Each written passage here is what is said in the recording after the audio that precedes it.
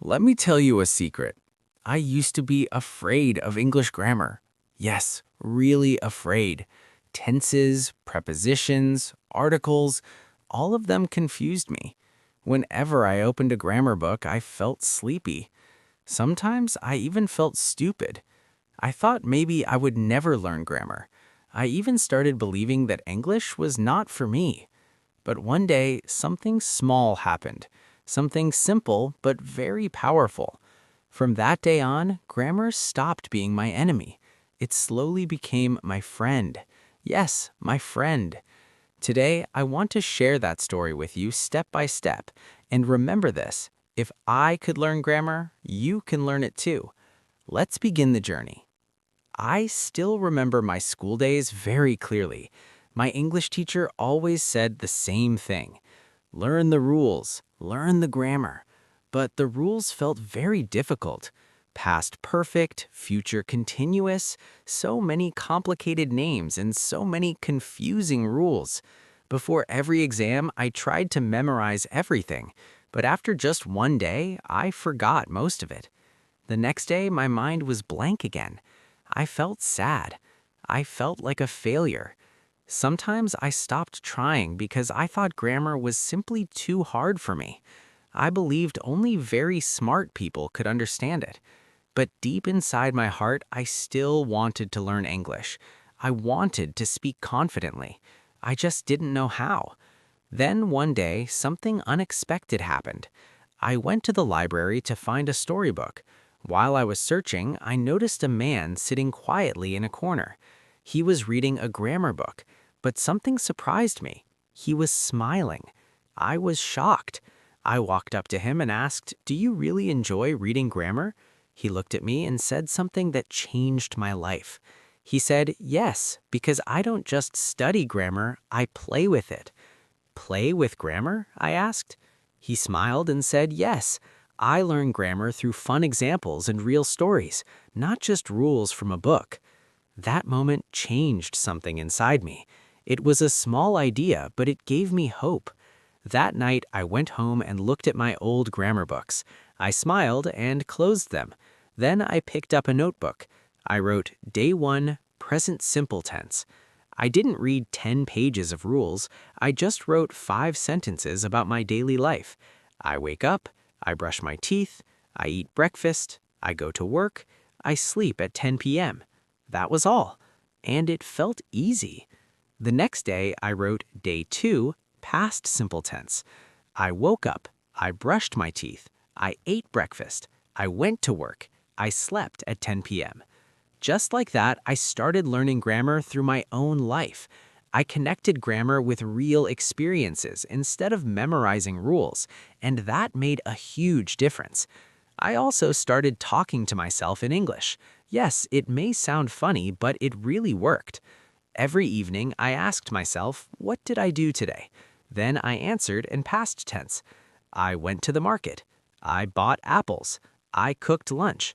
I also watched cartoons with English subtitles. Sometimes I paused the video and repeated the sentences. I tried to say the lines with the same emotion. I even wrote tiny stories. For example, yesterday I visited my grandmother. She gave me sweets, we drank tea, and talked about old memories. And when I made mistakes, I didn't feel bad. I didn't give up. Instead, I smiled, because every mistake became a small teacher. My mistakes taught me more than grammar rules ever did. I didn't study for 10 hours a day. I didn't join expensive classes.